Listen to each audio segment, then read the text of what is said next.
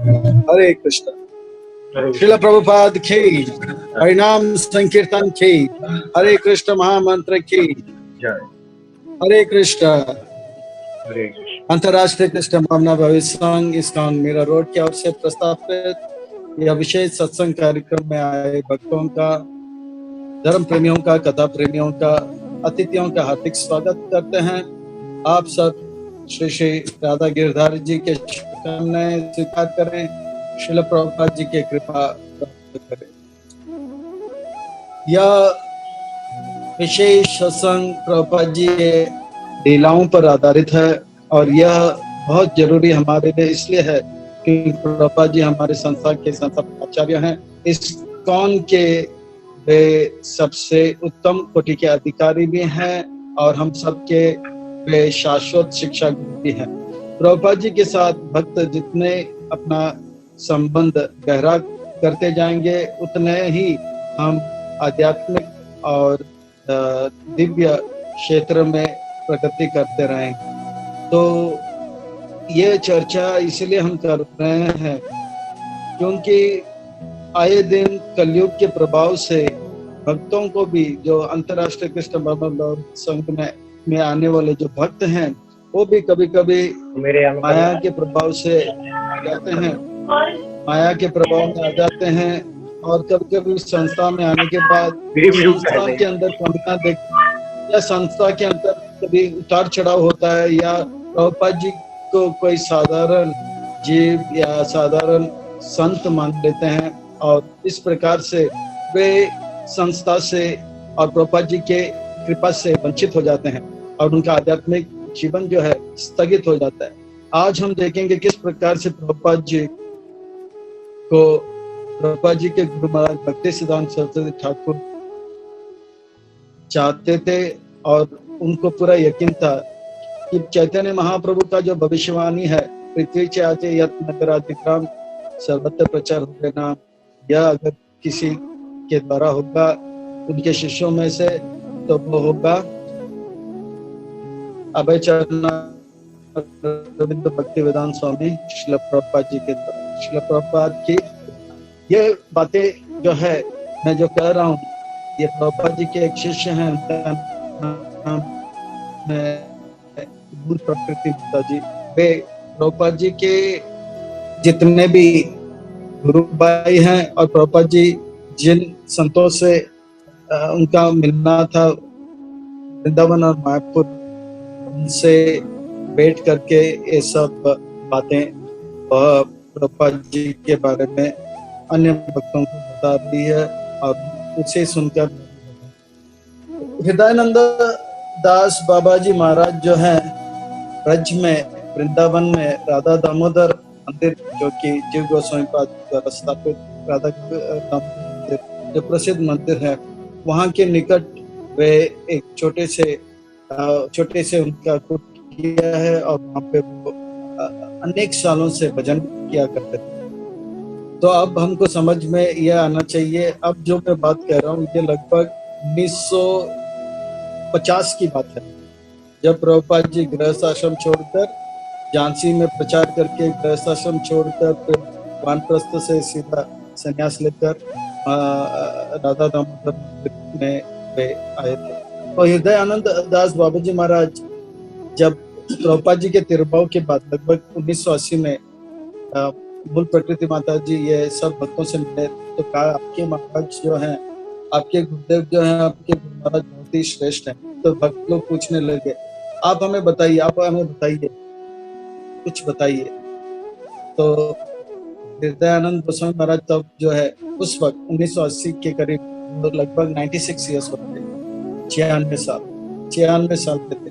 और जैसे ही कहा कि कुछ कहो तो उनके आंखों में आंसू और बताने कि मैं लगभग 100 साल का हो चुका हूँ और इस ब्रज में बहुत सारे संत हैं, सारे संत आदरणीय हैं, पूजनीय हैं, वंदनीय है। तो प्रभुपाद जी जो है, मैं इनको जब भी देखता तो मुझे लगता है कि इसमें कुछ खास बात है। मैं हमेशा उनको राधा दामोदर मंदिर के बरामदा में लिखते हुए देखता हूँ या रूप गोस्वामी पाद की जो समाधि है उसके निकट जो कमरा है, उस कमरे में कुछ लिखते थे। वे स्वभाव के हमेशा गंभीर हुआ करते थे और ज्यादा इधर उधर लोगों से बातें नहीं किया करते। और ये सब इनके अंदर दिखाई पड़ता था कि ये कोई साधारण संतों में से नहीं है। और मेरा बहुत इच्छा हुआ करता था कि मैं उनसे मिलूं, उनसे बातें करूं, कृष्ण कथा सुनूं, पर वो किसी को मौका देते, क्योंकि वो ग्रंथ लिखने में और ग्रंथ अध्ययन करने में व्यस्त हुआ करते थे। एक दिन की बात है, मुझे मौका मिल गया। बहुत ज्यादा लोगों से मिलते नहीं थे, पर ब्रज के जो वरिष्ठ, उम्र में भी वरिष्ठ ऐसे कुछ संत लोग थे, उनके साथ, ऐसे ब्रजवासियों के साथ कभी कभी उनका उठना बैठना हुआ करता था। उनसे बातें जब करते थे तो मैं चुप से उस सभा में जाकर बैठा करता था। ऐसा कुछ दिन होने के बाद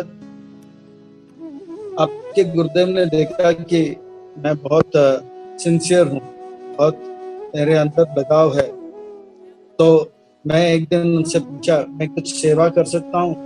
तो बार बार वो सेवा से मना करते थे, व्यक्तिगत सेवा कुछ स्वीकार नहीं करते थे, कपड़े धोना है, रूम साफ करना, वो कुछ सेवा स्वीकार नहीं करते थे।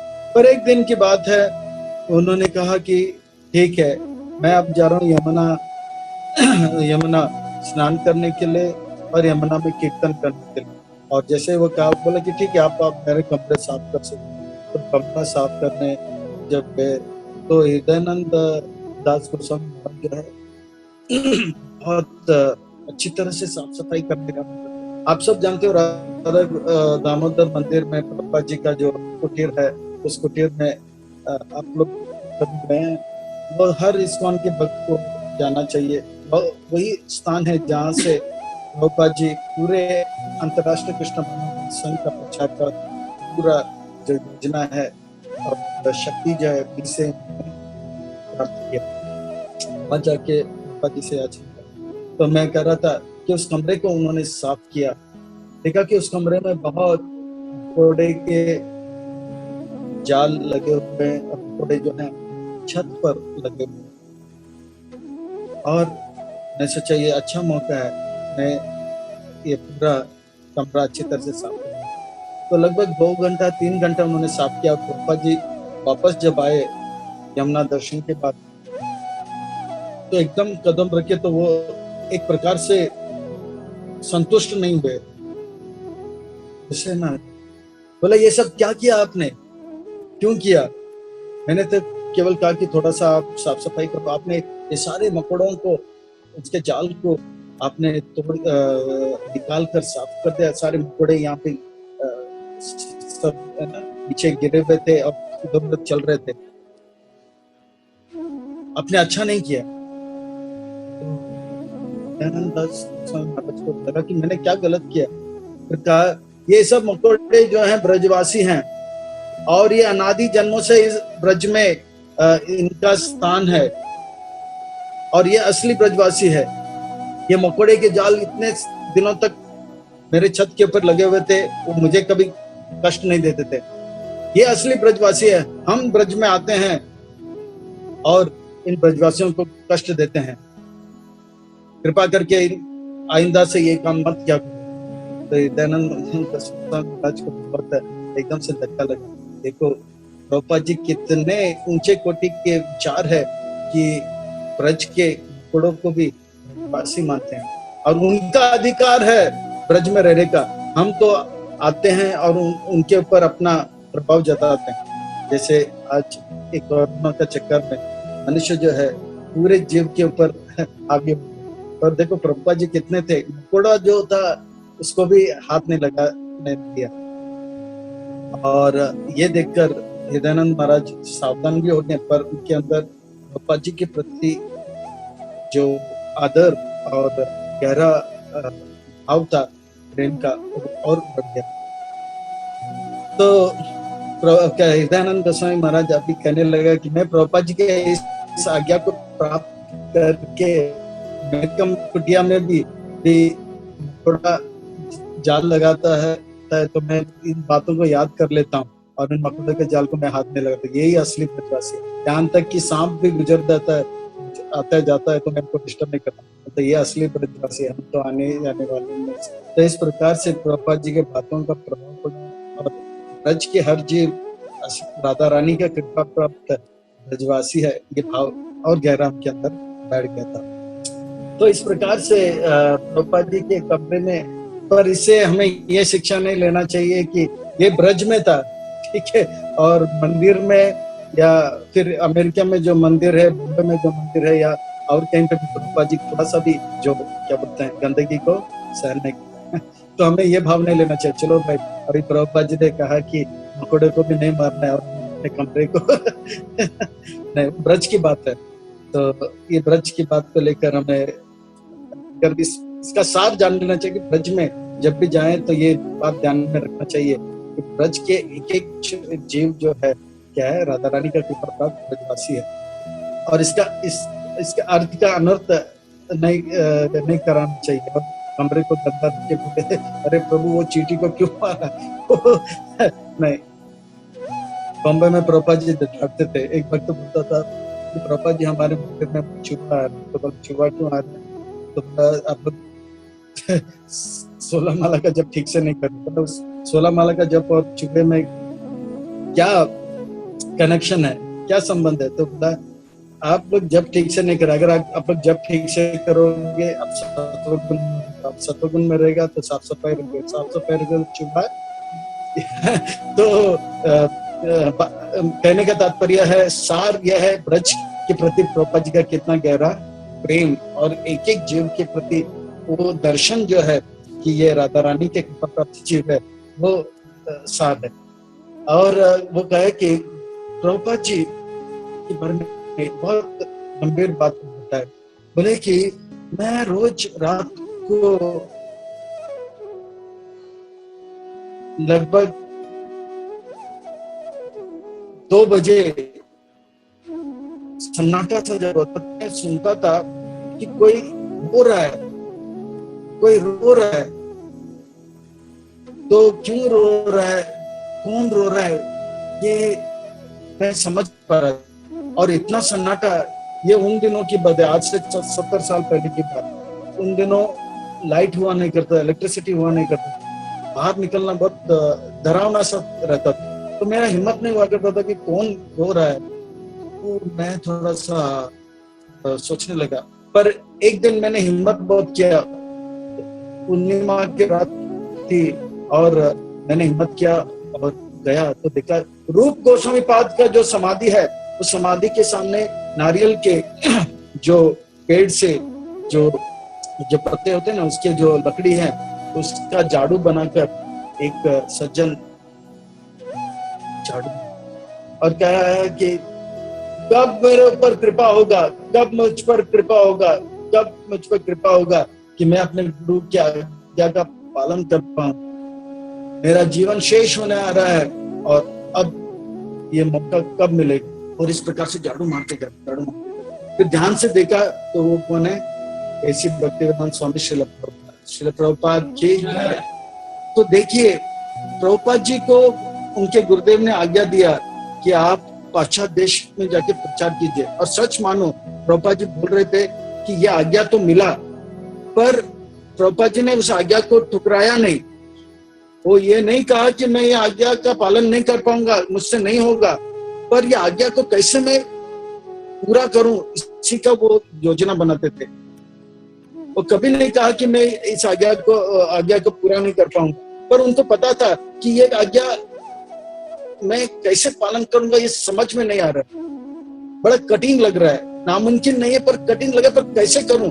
और ये इसी प्रकार से हमारे जीवन में हम देखते हैं कि कभी कभी हमें सेवा का आज्ञा मिलता है या कुछ आज्ञा मिलता है और हम सोचते हैं कि ये आज्ञा हम पूरा नहीं कर पाएंगे, पर प्रभुपाद जी से हमें शिक्षा लेना चाहिए कि प्रभुपाद जी, कल हमने बताया कि किस प्रकार से अद्वैत आचार्य के जो शांतिपुर धाम है, वहां पे रो रो के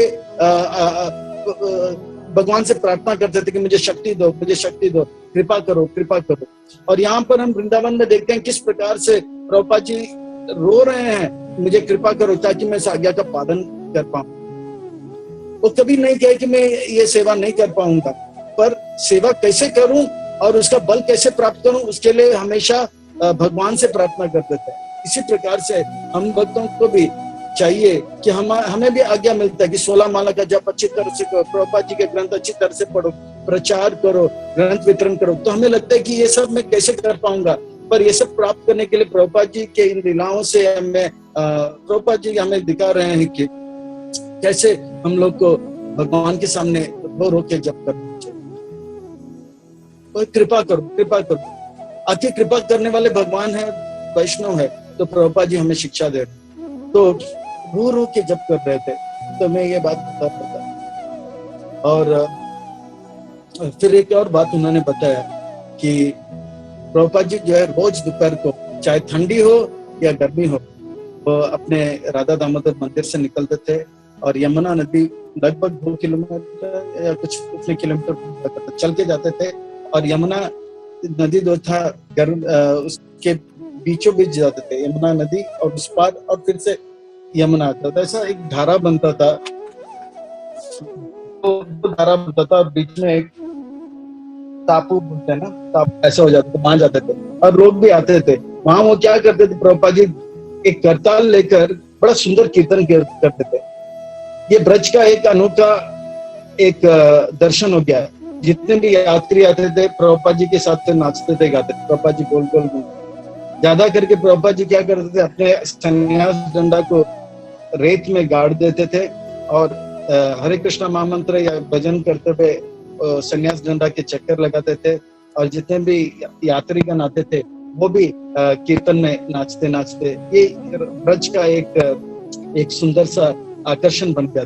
रोज दोपहर को प्रभुपाद जी ऐसा करते थे। तो ये बात भी उन्होंने बताया। और उनका कीर्तन बहुत मधुर हुआ करता था। और ज्यादा करके नयन रंजन दास बाबा जी महाराज भी प्रभुपाद जी के साथ पीछे पीछे जाते थे। तो इस प्रकार से ब्रज में प्रभुपाद जी जो थे अपने समय का सदुपयोग कर रहे थे। एक प्रकार के लॉकडाउन में थे, पर उसका सदुपयोग कर रहे थे, ग्रंथ अध्ययन और ये करते। प्रभुपाद जी का पूरा तैयारी चालू था। बहुत दिन हो गए प्रभुपाद जी ये बात भक्तों से कह रहे हैं। इस्कॉन का स्थापन होने के बाद कह रहे थे कि एक दिन की बात है, मैं रात को जल्दी उठकर अपने कुटिया से बाहर निकला, तो मुझे एक आवाज आ रहा था, अभय चरण नारविंद भक्तिवेदांत स्वामी महाराज, अभय चरण अरविंद भक्तिवेदांत स्वामी महाराज। तो मैं सोचा आवाज कहाँ से आ रहा है। तो जाते जाते तो मैं देखा कि मेरे गुरु महाराज का जो पुष्प समाधि है, और राधा दामोदर मंदिर में रूप गोस्वामी पाद के जो समाधि है उसके सामने पुष्प समाधि है। किसका? श्रील भक्ति सिद्धांत से। वहां से आवाज आ रहा है। तो बोले, तो फिर वहां पे जाके दंडवत प्रणाम मैंने जब दंडवत प्रणाम वहां पे किया, तो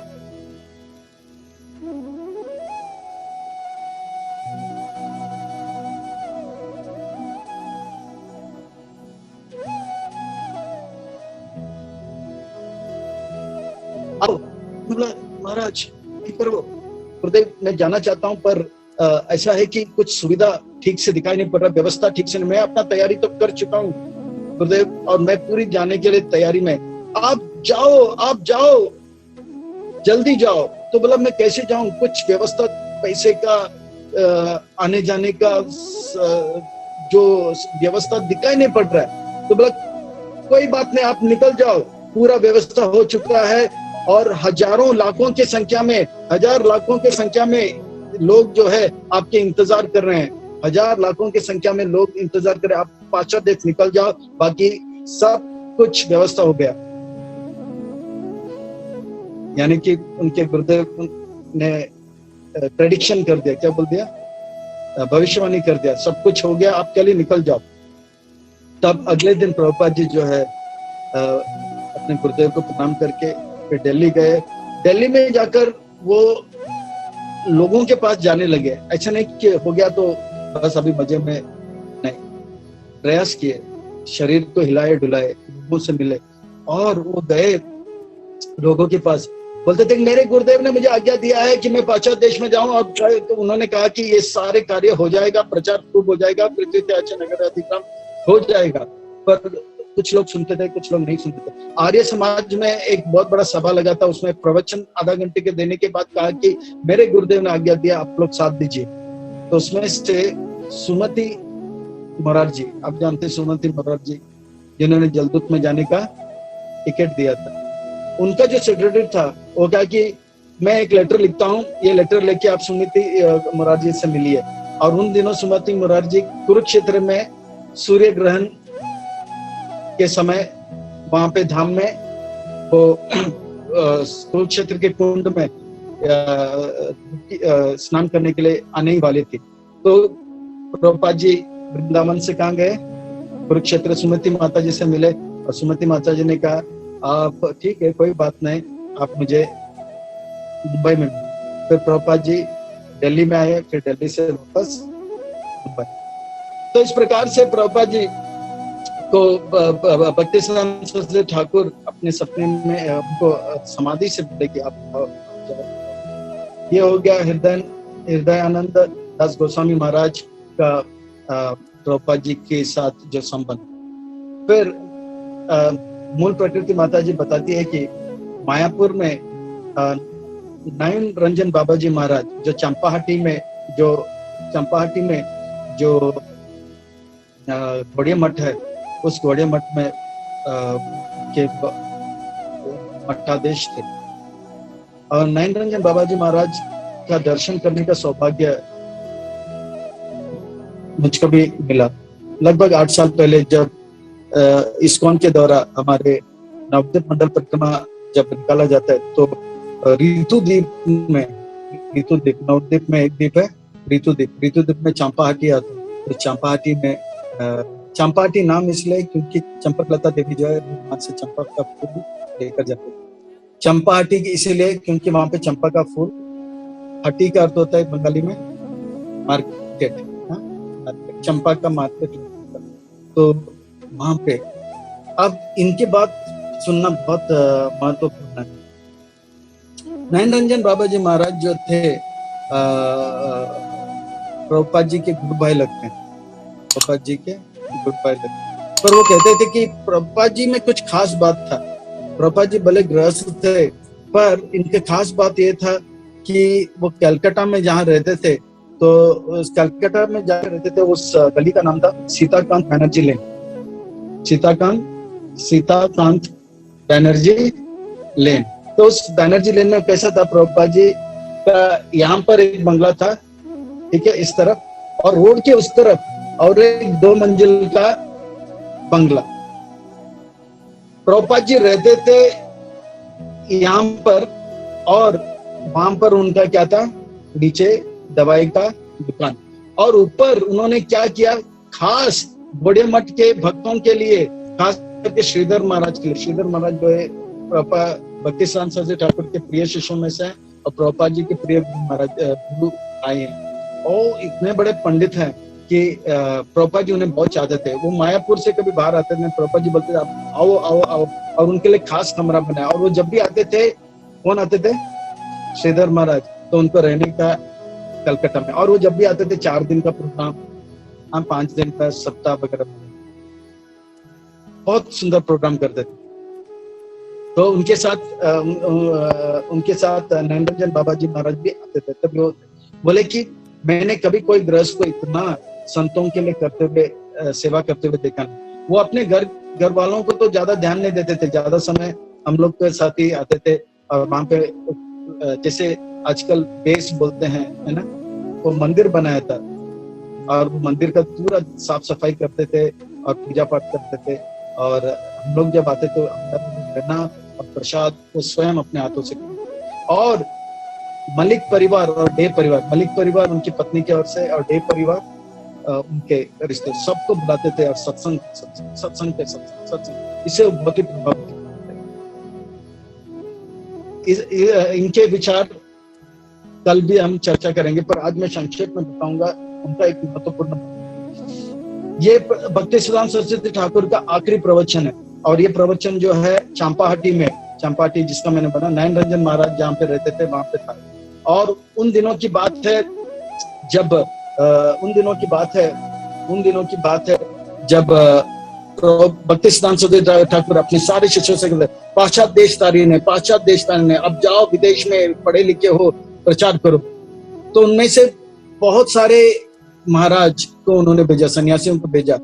तो मुझे लगता है कि उनका विश्वास एक पर था कि खास करके माता जी कहते हैं कि बौन महाराज कर वृंदावन में कृष्ण बलराम मंदिर के सामने एक बौन महाराज का एक कॉलेज है।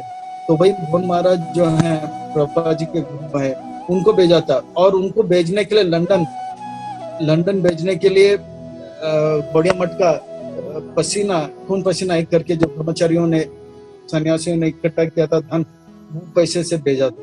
लगभग 4-5 महीने के बाद वापस आते हैं। आज के दिन, उस दिन गौरमंडल परिक्रमा, नवद्वीप मंडल परिक्रमा का आखिरी दिन था और भक्ति सिद्धांत सरस्वती ठाकुर का आखिरी प्रवचन था।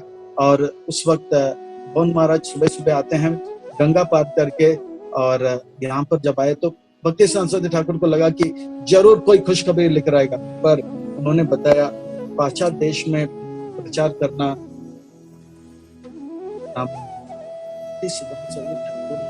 हृदय टूट गया। शाम को पंडाल प्रवचन था, ये आखिरी प्रवचन था नवद्वीप मंडल परिक्रमा का, और भक्ति सिद्धांत सरस्वती ठाकुर का भी जीवन का आखिरी प्रवचन था।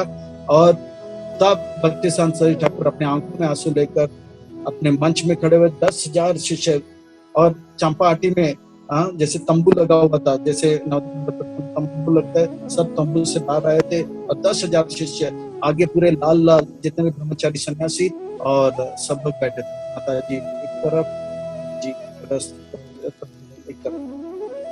ध्यान से सुन। मैं भक्ति सिद्धांत सरस्वती ठाकुर के आखिरी और भक्ति सिद्धांत सरस्वती ठाकुर अपने आंखों से मैं चाहता हूं आप सबसे कि जो आज्ञा मेरी माँ ने मुझे दिया है, उस आज्ञा को पालन करने में आप मदद करें। मेरी माँ यानी कि भक्ति सिद्धांत सरस्वती ठाकुर की भक्ति विनोद ठाकुर के धर्मपत्नी भगवती देवीदासी करते। भगवती देवीदासी अपने अंतिम समय पर मरण शयन में वो अपने बेटे को बुलाया, बेटा आपके पिताजी का एक बड़ा सपना रहा कि पाश्चात्य देश में हरे कृष्ण आंदोलन का विस्फोट हो। उनके रहते रहते ये विस्फोट हुआ नहीं बेटा। मैं चाहती हूं कि इस आपके पिताजी के जो सपना है वो आप पूरा करो। इसलिए मैं अपने सारे शिष्यों से कह रहा था कि आप जाके पाश्चात्य देश में जाके प्रचार करो। मेरा माँ का जो आज्ञा है, उस आज्ञा को पूरा करने में आप में से कौन हो जो मदद कर पाओगे, कर सकते हो। पूरे पंडाल में सबके और देखते गए। एक बार, दो बार एकदम से सन्नाटा सा हो गया। कोई कुछ कहने के लिए तैयार नहीं, क्योंकि अभी अभी बौन महाराज आए तो वो तो सब खबर फैल गया कि ऐसा प्रचार हो नहीं सकता है। कोई हाथ ऊपर करने के लिए तैयार नहीं, कोई ये भी कहने के लिए तैयार नहीं कि मैं जाता हूँ कोशिश करने के लिए। तब प्रभुपाद जी कहते हैं, तब भक्ति सिद्धांत सरस्वती ठाकुर जो है एकदम से बाएं तरफ नयन रंजन बाबा जी महाराज की ओर देखने लगा। तो नयन रंजन बाबा जी महाराज को लगा भक्ति सिद्धांत सरस्वती ठाकुर मेरी ओर देख रहे हैं, यानी कि उनको लग रहा है कि मैं उस भविष्यवाणी को पूरा करूंगा। फिर उनको ध्यान आ गया, नहीं, मेरे पीछे अभय बाबू बैठे हैं। और उन्होंने ध्यान दिया कि पीछे अभय बाबू है। अभय बाबू भक्ति सिद्धांत सरस्वती ठाकुर को देख रहे हैं, भक्ति सिद्धांत सरस्वती ठाकुर अभय बाबू को देख रहे हैं। एकदम 4-5 मिनट के लिए ऐसे ही जा रहा था। फिर भक्ति सिद्धांत सरस्वती ठाकुर फिर से कहने लगे, फिर कहा कि कोई बात नहीं, आप में से अगर कोई नहीं कर पाओगे अभी नहीं तो कुछ समय के बाद, कुछ सालों के बाद मेरा एक शिष्य पाश्चात्य देश जाएगा समुद्र पार करके, और वो जब पार करेगा वहां के लोगों को भक्त बनाकर वापस यहाँ लाएगा, सुनिश्चित रूप में वो लाएगा। और वो मेरा भक्त यहीं पर है और वो जरूर ये करेगा। किसी को बोला नहीं, पर नयन रंजन महाराज को पता लगा कौन है। नयन रंजन महाराज को वो कौन है क्यों पता लगा?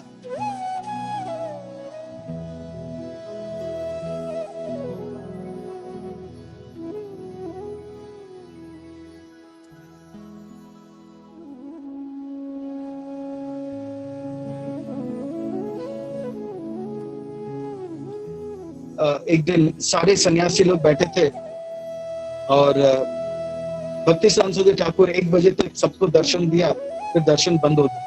तब 1 बज के लगभग थोड़ी देर के बाद चैतन्य मठ का गेट लगभग आधा किलोमीटर 500 मीटर चल के आया। कौन? सूटकेस लेकर अभय चरण नारायण भक्ति वेदांता स्वामी। तो लोग अभय बाबू बुलाते थे पापा जी बड़े प्यार से। तो वो आए और जैसे आते आते आते दूसरे मंजिल में भक्ति सरस्वती ठाकुर का कमरा था, आश्रम था। तो देखा दरवाजा बंद और सारे सन्यासी लोग बाहर बैठे थे। बोला अरे अभी तो दर्शन बंद हो गया, अभी कोई दर्शन नहीं देगा, अभी दर्शन। प्राय ऐसा जब हो जाता तो फिर भक्ति सरस्वती ठाकुर अपने लेख लिखने में लग जाते थे, फिर 4 बजे पकड़ते थे। पर जैसे ही सुना कुछ आवाज आया तो दरवाजा खुला, अभय यहाँ आओ। तो सारे जितने भी भक्ति सरस्वती ठाकुर के सन्यासी शिष्य थे लोग सब चकित हो गए, ब्रह्मचारी चकित हो गया। फिर सबसे कहा रास्ता बनाओ, रास्ता बनाओ, ऐसे ऐसे इशारा किया, बोले नहीं इशारा किया। तो सब लोग सोचने लगे अरे ये कौन है गृहस्थ, ब्रीफकेस लेके आ रहा है और हमारे बुद्धे उनको इतना महत्व क्यों दे रहा है। आए तो बोला ठीक है अभी फिर से दर्शन देंगे, अंदर आइए दर्शन देंगे। तो वो लोग भी आने के लिए गए, सब खाली इशारा किया। फिर सोचा ठीक है थोड़ी देर बैठ के वापस जाएंगे। फिर दरवाजा बंद किया। नयन रंजन बाबा जी महाराज जो थे तभी ब्रह्मचारी थे, बोला था मैं टाइम देख रहा था, मैंने देखा कि काफी टाइम हो गया, मतलब कम से कम 20-30 मिनट हो गया। फिर दरवाजा खुला और स्वभाव से प्रभुपाद जी हमेशा बहुत विनम्र थे, सबको प्रणाम किए, सबको प्रणाम किए। तब नयन रंजन बाबा जी महाराज ब्रह्मचारी को सोचा ये जो गृहस्थ है अभय बाबू कोई साधारण गृहस्थ उनकी ये और भक्ति सरस्वती ठाकुर का कोई अलौकिक अनोखा संबंध है। इसलिए जब प्रभुपाद जी ने कहा मेरा एक शिष्य जाएगा समुद्र पार करके और अब आएगा तो सबको पाश्चात्य देश के लोगों को भक्त बना के वापस लाएगा, तो मुझे लगा यही हूं। तो यहाँ तक मैं आज कहूंगा, पानी को विराम दूंगा। कल और 1-2-3 बातें मुझे बताना है। भक्ति सरस्वती ठाकुर किस प्रकार से प्रभुपाद जी पर, हमारे प्रभुपाद जी पर विश्वास रखते थे कि यही जाके चैतन्य महाप्रभु के भविष्यवाणी को पूरा। मेरा ये सब बातें कहने का पीछे तात्पर्य यह है, हमें यह नहीं समझना चाहिए कि हमारे जो संस्था कथाकथित एक और आध्यात्मिक आंदोलन है, प्रभुपाद जी भी ऐसे ही कोई संत है नहीं। और ये मैं इसलिए कह रहा हूँ, मैं देख रहा हूँ मेरे आंखों के सामने 25 साल में बहुत सारे भक्त इस्कॉन जान में आए, अच्छे भक्त बने, फिर पता नहीं क्यों इस्कॉन छोड़ के भी गए। ये इसलिए होता है क्योंकि प्रभुपाद जी का महिमा हम अच्छी तरह से स्वीकार नहीं किया। तो प्रभुपाद जी जो हैं बड़े दयालु हैं और उनके आंदोलन में राधा रानी का बहुत कृपा है। इसके बारे में मैं फिर से चर्चा करूंगा। यहाँ तक वाणी को विराम देता हूँ। श्रील प्रभुपाद की। इस वीडियो को पूरा देखने के लिए इस चैनल को सब्सक्राइब करना बिल्कुल मत भूलिए। हरे कृष्णा।